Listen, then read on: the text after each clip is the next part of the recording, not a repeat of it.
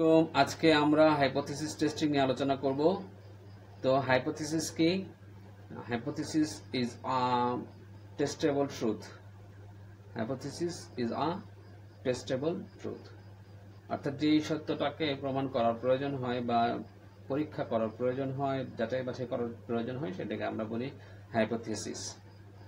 তো হাইপোথিসিস টেস্টিংটা কি? তাহলে hypothesis testing is a compatibility testing of a finding or observation with taken hypothesis। তাহলে আমি আমার একটা হাইপোথিসিসকে যখন আমরা যাচাই করব যে কতটুকু হাইপোথিসিসটা আমার অবজারভেশন বা ডেটার সাথে সামঞ্জস্যপূর্ণ অথবা সাফিসিয়েন্টলি ক্লোজ, তখন এই টেস্টিংটাকে আমরা বলি হাইপোথিসিস টেস্টিং। তো হাইপোথিসিস টেস্টিং সাধারণত করার আগে আমরা দুই ধরনের হাইপোথিসিস ধরে নেই। একটা হলো নাল হাইপোথিসিস। তো নাল হাইপোথিসিসটা হলো যে আমরা ইনিশিয়ালি যে স্টেটমেন্টটা ধরে নেই। ফর এক্সাম্পল, আমরা আমাদের প্রথম দিকে আমরা ধরে নিয়েছিলাম যে মার্জিনাল প্রপেন্সিটি টু কনজিউম 0.5 এর কাছাকাছি থাকে। তো আমরা এটা ধরে নিয়েছিলাম, এটা একটা নাল হাইপোথিসিস। অ্যানাদার হাইপোথিসিস হলো অল্টারনেট হাইপোথিসিস, অর্থাৎ নাল হাইপোথিসিসের অল্টারনেট হিসেবে আমরা আরেকটা হাইপোথিসিস ধরে নেই, যেমন যে এমপিসির ভ্যালু 0.5 হবে না, এই ধরনের কিছু আমরা যখন ধরে নিই, এটা হলো অল্টারনেট হাইপোথিসিস। তো যখন নাল হাইপোথিসিস আমাদের রিজেক্ট হয়ে যায়, তখন আমরা অল্টারনেট হাইপোথিসিসকে সামহাউ ট্রু ধরে নিই। তো হাইপোথিসিস নাল হোক অথবা অল্টারনেট হোক, সাধারণত দুই ধরনের hypothesis according to the approach হয়ে থাকে। একটা হলো সিম্পল হাইপোথিসিস, আরেকটা হলো কম্পোজিট হাইপোথিসিস। যদি আমরা একটা হাইপোথিসিস সমান কোনো একটা ভ্যালু ধরে নেই, তখন এটাকে আমরা বলি simple hypothesis equal to something, some value, তখন এটাকে আমরা ধরে নেই সিম্পল হাইপোথিসিস। আর যখন আমরা কোনো একটা হাইপোথিসিসকে নট ইকুয়ালস টু 0 ধরি, কোনো একটা ভ্যালুকে নট ইকুয়ালস টু 0 ধরি, তখন এটাকে আমরা বলি কম্পোজিট হাইপোথিসিস। তো হাইপোথিসিস টেস্টিং করার জন্য আমরা সাধারণত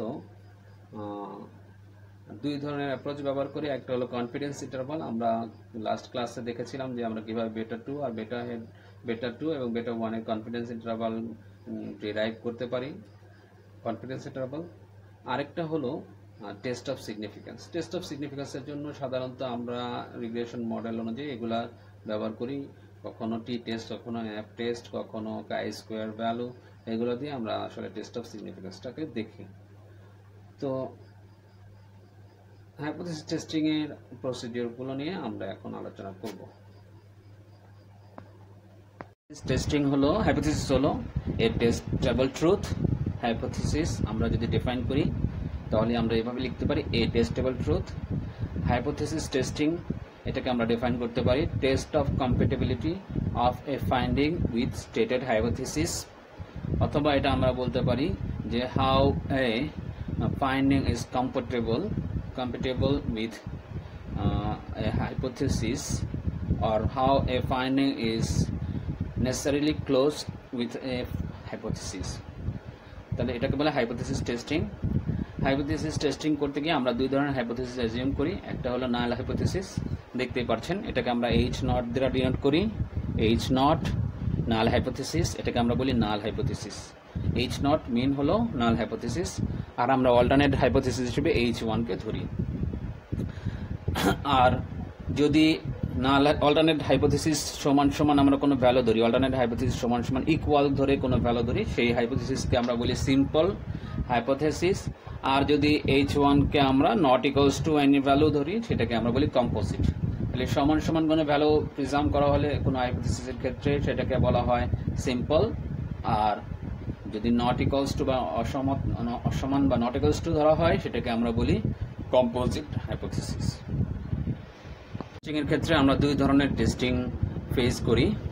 সাধারণত আমরা যখন হাইপোথিসিস টেস্টিং করি, তখন আমাদের অল্টারনেট হাইপোথিসিসের ডিরেকশনটা বলে দেয় আসলে আমাদের এই টেস্টটা কোন ধরনের টেস্ট হবে, টু টেল টেস্ট হবে না ওয়ান টেল টেস্ট হবে। সো হাইপোথিসিস টেস্টিং এ আমরা দুই ধরনের টেস্ট দেখি, একটা হলো two tail test, another one is one tail test. One tail test আবার দুই ধরনের হতে পারে, রাইট টেল টেস্ট হতে পারে এবং লেফট টেল টেস্ট হতে পারে। সো আমরা এখন দেখব what is two tail test, then আমরা তারপরে one tail test, right tail test এবং লেফট টেল টেস্ট সব ডিটেলস দেখব।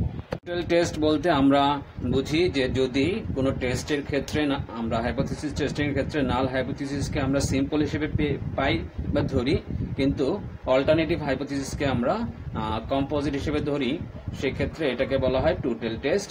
যেমন এখানে আপনারা দেখতে পাচ্ছেন নাল হাইপোথিসিস হলো β2 ইজ ইকুয়ালস টু 1.5 এবং অল্টারনেটিভ হাইপোথিসিস হলো β2 ইজ নট ইকুয়ালস টু 1.5। তার মানে β2 হলো আমরা ধরে নিলাম সমান সমান একটা ভ্যালু, তার মানে এটা সিম্পল হাইপোথিসিস, আমরা একটু আগে আলোচনা করেছি। আর অল্টারনেটিভ হাইপোথিসিস আমরা ধরছি β2 ইজ নট ইকুয়ালস টু 1.5, তার মানে এটা কম্পোজিট। কোনো হাইপোথিসিসকে যদি আমরা নট ইকুয়ালস টু সাইন দিয়ে লিখি তখন ওটাকে আমরা বলি কম্পোজিট হাইপোথিসিস। আচ্ছা, কম্পোজিট হাইপোথিসিসের একটা বিষয় আছে, সেটা হলো যে যেহেতু এখন আপনারা দেখতে পাচ্ছেন যে নাল অল্টারনেট হাইপোথিসিস যেটা H1, সেখানে আপনারা দেখতে পাচ্ছেন যে β2 ইজ নট ইকুয়ালস টু 1.5 ধরা হয়েছে। তার মানে β2 যে কোনো ডিরেকশনে যেতে পারে, হয় 1.5 এর বড় হতে পারে অথবা ছোট হতে পারে। তার মানে 1.5 এর বড় হওয়ার সম্ভাবনাও আছে, 1.5 এর ছোট হওয়ার সম্ভাবনাও আছে। তার মানে আমরা যদি নাল হাইপোথিসিসকে কোনো কারণে রিজেক্ট করি, মানে β2 1.5 না হয়, তাহলে অল্টারনেটিভ হাইপোথিসিস বলছে যে β2 এর মান হয় 1.5 এর কম হবে অথবা বেশি হবে। তার মানে আমরা কম দিকেও যেতে পারি, বেশি দিকেও যেতে পারি। তার মানে আমাদের দুই দিকেই মুভ করার একটা সুযোগ আছে। সো এই ধরনের টেস্টিংকে বলা হয় টু টেল টেস্ট। টেস্টের ক্ষেত্রে আমরা এরকম একটা নরমাল ডিস্ট্রিবিউশন কার্ভ পাই। এখানে দেখেন এই যে এই পাশে হলো লেস দেন মানে নেগেটিভ, এই পাশে হলো গ্রেটার দেন। তার মানে আমার কনফিডেন্স ইন্টারভাল হলো 1 মাইনাস আলফা। এই এরিয়ার মধ্যে যদি আমার ভ্যালুটা পড়ে, হাইপোথাইজড ভ্যালুটা বা আমার ভ্যালুটা পড়ে যায়, তাহলে আমরা এই এরিয়ার মধ্যে যদি থাকে, তার মানে এই ইন্টারভালটার মধ্যে যদি থাকে, আমরা এটাকে বলি অ্যাকসেপ্টেন্স এরিয়া। এই ইন্টারভালের বেশি অথবা কম হতে পারে, যেহেতু টু টেল টেস্ট দুই দিকেই মুভ করতে পারে, হয় এই পাশে এই টেল রাইট টেলও থাকতে পারে অথবা লেফট টেলও থাকতে পারে। সেই ক্ষেত্রে আমরা এই যে এই কনফিডেন্স ইন্টারভাল এরিয়া যেটা আছে 1 minus alpha probable confidence interval আমরা যেটা পাই, আমরা এর আগে একবার দেখেছি যে ওই কনফিডেন্স ইন্টারভাল এরিয়ার বাহিরে যদি পড়ে যায়, হয় গ্রেটার দেন দিকে অথবা লেস দেন দিকে, যেদিকেই পড়ুক না কেন, আমাদের অল্টারনেট হাইপোথিসিস হিসেবে নাল হাইপোথিসিস আমাদের রিজেক্টেড হবে, তখন অল্টারনেট হাইপোথিসিস আমরা অ্যাকসেপ্ট করে নিব। তার মানে আমাদের এই যে এই এরিয়া 1 মাইনাস আলফা, এটা হলো আমার অ্যাকসেপ্টেন্স এরিয়া। এখানে একটা গড় ভ্যালু আমরা পাই, এর দুই পাশে আমরা একটা এরিয়া পাচ্ছি অ্যাকসেপ্টেন্স এরিয়া। এটাকে যদি আমরা এভাবে লাইন টানি, দেন এদিকে হলো পজিটিভ, এদিকে হলো নেগেটিভ। তার মানে আমাদের এতটুকু এরিয়া হলো 1 মাইনাস আলফা কনফিডেন্স ইন্টারভাল, এবং এই এরিয়ার মধ্যে যদি আমাদের হাইপোথাইজ ভ্যালুটা পড়ে, তাহলে আমরা ধরে নিই যে আমাদের নাল হাইপোথিসিস অ্যাকসেপ্টেড। আর এই এরিয়ার পরে যদি এদিকে পড়ে অথবা এদিকে পড়ে, যেহেতু টু টেল টেস্ট যে কোনো দিকে মুভ হতে পারে, সেক্ষেত্রে আমরা এটাকে রিজেকশন এরিয়ার মধ্যে ফেলে দিই, অর্থাৎ আমাদের নাল হাইপোথিসিস রিজেক্টেড হয়। ডিপেন্ড করে আমার অল্টারনেট হাইপোথিসিসের উপরে। যদি আমার অল্টারনেট হাইপোথিসিসটা এরকম হয় যে কোনো একটা স্পেসিফিক ডিরেকশনকে ইন্ডিকেট করে, তার মানে হলো হয় গ্রেটার দেন অথবা লেস দেন, হয় বড় অথবা ছোটোর দিকে ইন্ডিকেট করে, তখন আমরা ওই ধরনের টেস্টিংকে বলি ওয়ান টেল টেস্ট। আমরা একটু আগে দেখেছিলাম টু টেল টেস্টের ক্ষেত্রে alternate hypothesis not equals to mention করেছিল। তার মানে হলো নট ইকুয়ালস টু মানে হলো সমানও হতে পারে, বড় হতে পারে, ছোটও হতে পারে। কিন্তু যদি এরকম হয় যে অল্টারনেট হাইপোথিসিস কখনো লেস দেন অথবা গ্রেটার দেন দিয়ে আমরা দেখাই, তখন অল্টারনেট হাইপোথিসিস আমাকে বোঝাতে চাচ্ছে যে আমার নাল হাইপোথিসিস রিজেক্ট হলে অল্টারনেট হাইপোথিসিস বলছে যে আমরা অ্যাসাম্পশন করেছি যে ভ্যালুটাকে, সেই ভ্যালুটা সেই ভ্যালুটার চেয়ে আমার অ্যাকচুয়াল ভ্যালুটা বড় হবে। সেক্ষেত্রে এই ধরনের আমরা টেস্টিংকে, অর্থাৎ অল্টারনেট হাইপোথিসিস যদি আমাদের নাল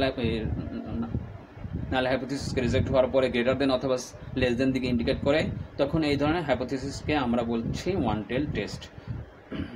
আমরা এক্সাম্পল দিয়ে এখন দেখব রাইট টেল টেস্ট কোনটা আর লেফট হ্যান্ড টেস্ট কোনটা। একটা রাইট টেল টেস্ট বা ওয়ান টেল টেস্টের একটা এক্সাম্পল, এই টেস্টটা হলো রাইট টেল টেস্ট।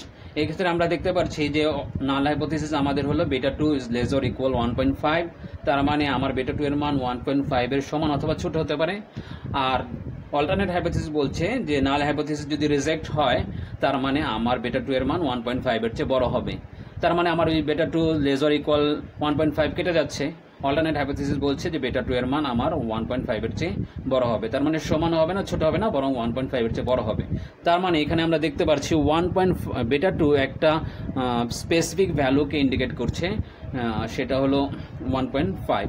সেক্ষেত্রে আমাদের যেই আমরা গ্রাফ পাবো সেই গ্রাফটা হবে আমাদের এরকম, আমাদের রাইট টেইলের দিকে আমার রিজেকশন এরিয়াটা থাকবে আর অ্যাকসেপ্টেন্স এরিয়া থাকবে লেফটের দিকে, মানে এই এরিয়াটা হবে 1.5 আলফা কনফিডেন্স যেটা আমরা কনফিডেন্স ইন্টারভাল বলি। এই এরিয়ার মধ্যে যদি আমার ভ্যালুটা পড়ে যায় দেন এটা হবে আমার অ্যাকসেপ্টেন্স, আমার নাল হাইপোথিসিস তখন অ্যাকসেপ্ট হয়ে যাবে। আর যদি এই এরিয়ার পরে যে ভ্যালুটা আসে, মানে আমার হাইপোথেসাইজড ভ্যালুটা যদি এই এরিয়ার পরে যে পরে রিজেকশন এরিয়ার মধ্যে, তাহলে আমরা বলবো রিজেক্টেড হয়ে যাচ্ছে। এখন দেখেন এখানে আমরা দুইটা টেল আঁকিনি, শুধু রাইট টেলটা এঁকেছি, যেহেতু অল্টারনেট হাইপোথিসিস আমাকে বলছে যে যদি নাল হাইপোথিসিস রিজেক্ট হয়ে যায় সেই ক্ষেত্রে আমার রিজেক্ট হওয়ার মানে হলো যে আমার বেটা 2 এর মান 1.5 এর সমান হবে না, ছোট হবে না, তাহলে অল্টারনেট হাইপোথিসিস আমাকে একটা স্পেসিফিক দিকে ইন্ডিকেট করছে যে অবশ্যই তাহলে বেটা 2 এর মান 1.5 এর চেয়ে বড় হবে। সো এটাকে আমরা বলছি রাইট টেল টেস্ট। আমরা যদি এটাকে একটু রিভার্স করে দেই, জাস্ট এখানে আমরা লেফট টেল টেস্ট বলি, লেফট টেল টেস্ট, তখন আমাদের কি হবে যে নাল হাইপোথিসিস বলছে আমাকে, নাল হাইপোথিসিস বলছে বেটা 2 এর মান 1.5 এর বড় অথবা সমান। আর যদি এটার আমাদের এটার অল্টারনেট হাইপোথিসিস হলো যে বেটা 2 ইজ লেস দেন 1.5, তার মানে আমাদেরকে নেগেটিভ, মানে আমাদের বেটা নাল হাইপোথিসিস যদি রিজেক্ট হয়ে যায়, এরকম হয় যে বেটা 2 এর মান 1.5 এর সমানও হয় না, বড়ও না হয়, তাহলে অল্টারনেট হাইপোথিসিস আমাদের স্পেসিফিক দিকে ইন্ডিকেট করছে, ডিরেকশন দিচ্ছে যে অবশ্যই তাহলে বেটা 2 এর মান 1.5 এর চেয়ে কম হবে। সেক্ষেত্রে আমাদের এটা হবে লেফট টেল টেস্ট। সেক্ষেত্রে আমরা আমাদের গ্রাফটা পাবো এরকম,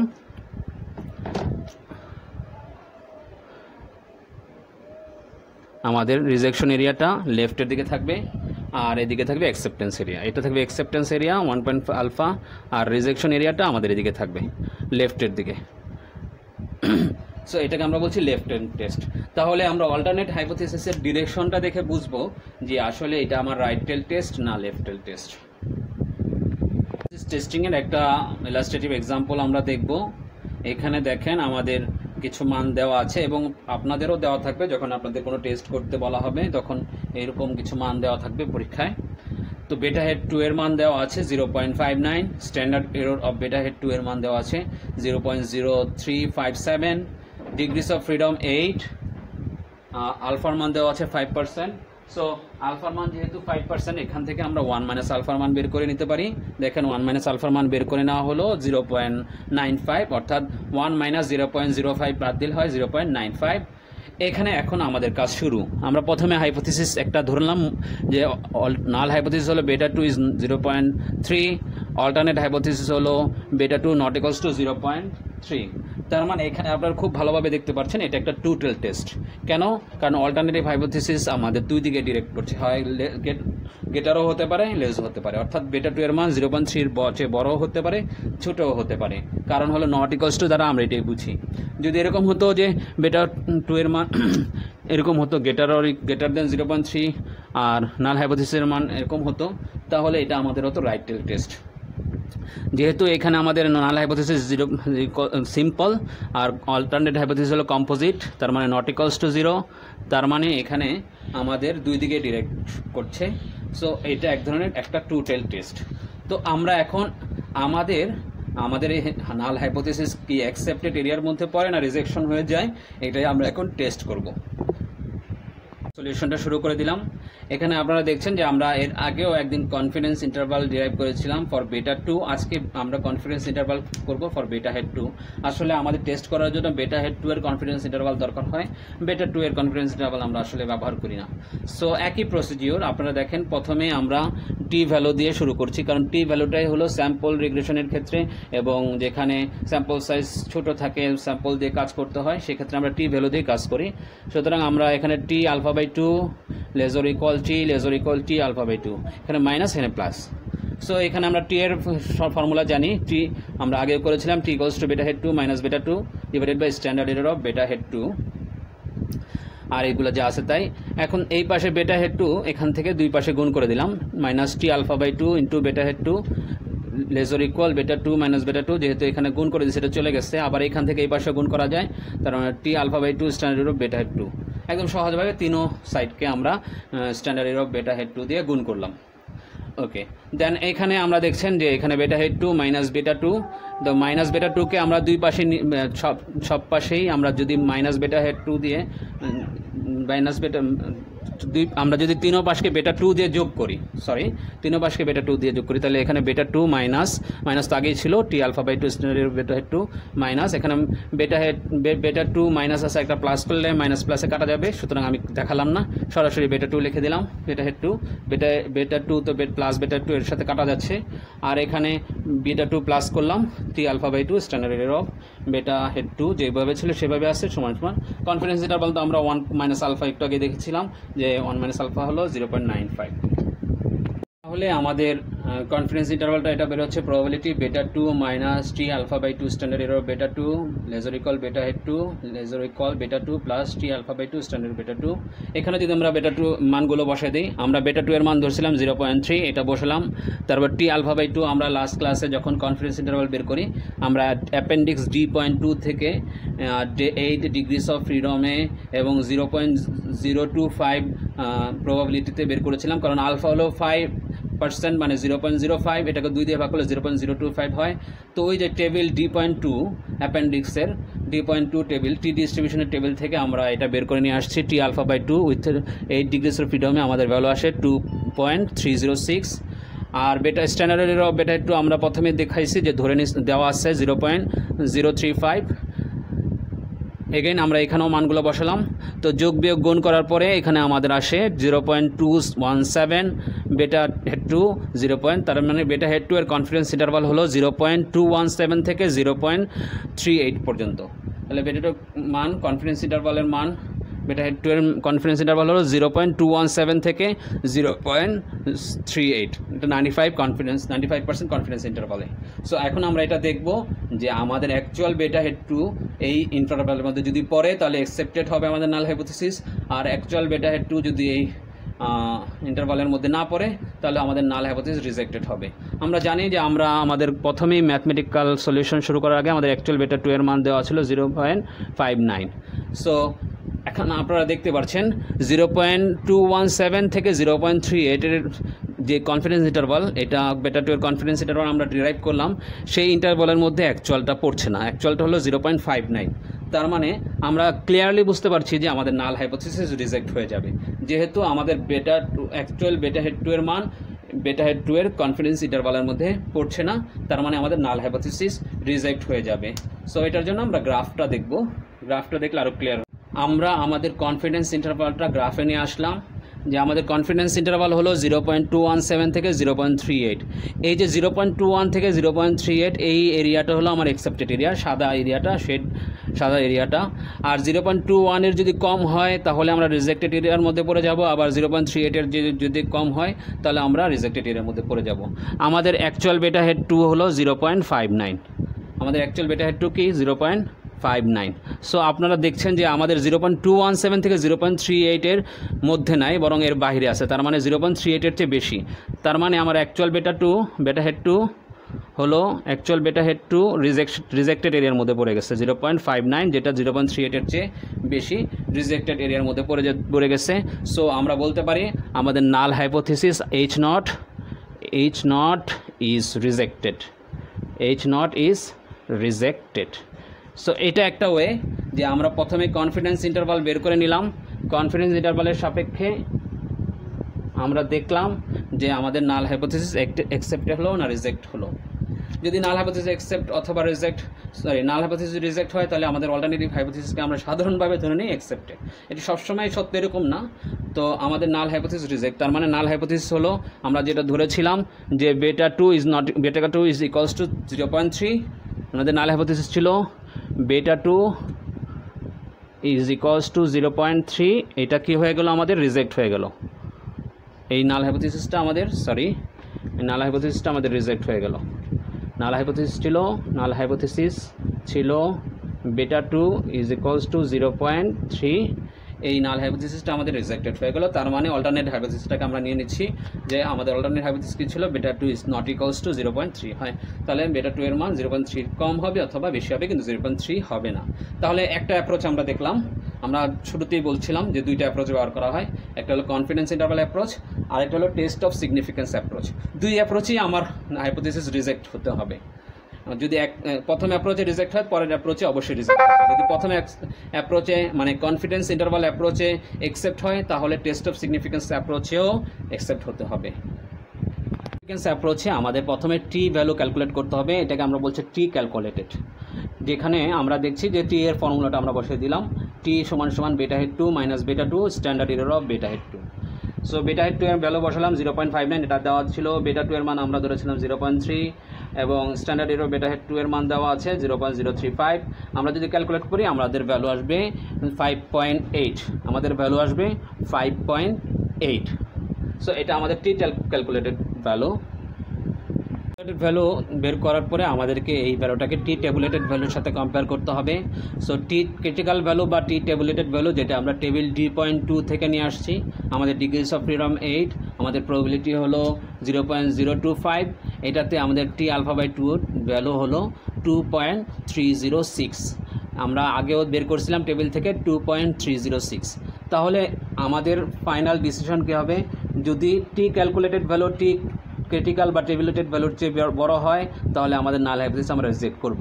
যেহেতু আমাদের টি ক্যালকুলেটেড ভ্যালু ছিল 5.8 আর টি টেবুলেটেড ভ্যালু হলো 2.3, সুতরাং আমরা দেখছি যে ক্যালকুলেটেড ভ্যালু টেবুলেটেড ভ্যালুর চেয়ে বড় in absolute form, in absolute term, যে টি ক্যালকুলেটেড ভ্যালু টি টেবুলেটেড ভ্যালুর চেয়ে বড় বা ক্রিটিক্যাল ভ্যালুর চেয়ে বড়, সুতরাং আমাদের নাল হাইপোথিসিস রিজেক্ট হবে। যদি কখনো এরকম হতো টি ক্যালকুলেটেড ভ্যালু টেবুলেটেড ভ্যালুর চেয়ে ছোটো হতো, তাহলে নাল হাইপোথিসিস অ্যাকসেপ্ট হতো। সো এখানেও আমরা দেখছি যে আমরা কনফিডেন্স ইন্টারভাল অ্যাপ্রোচেও দেখলাম যে আমাদের নাল হাইপোথিসিস রিজেক্ট হয়। এখানেও আমরা টেস্ট অফ সিগনিফিকেন্স অ্যাপ্রোচেও দেখলাম নাল হাইপোথিসিস রিজেক্ট হচ্ছে, কারণ ক্যালকুলেটেড ভ্যালু টেবুলেটেড ভ্যালুর চেয়ে বড়। যদি ক্যালকুলেটেড ভ্যালু টেবুলেটেড ভ্যালুর চেয়ে ছোটো হতো, তাহলে নাল হাইপোথিসিস অ্যাকসেপ্ট হতো। সো আমরা দুই ক্ষেত্রেই দেখতে পাচ্ছি যে আমাদের এই এক্সাম্পলে আমাদের নাল হাইপোথিসিস রিজেক্ট হয়ে যাচ্ছে। Thank you from today's lecture. যদি কোনো সমস্যা থাকে অবশ্যই আমাকে কমেন্ট করে জানাবেন, এগুলো খুব ক্রিটিক্যাল জিনিস।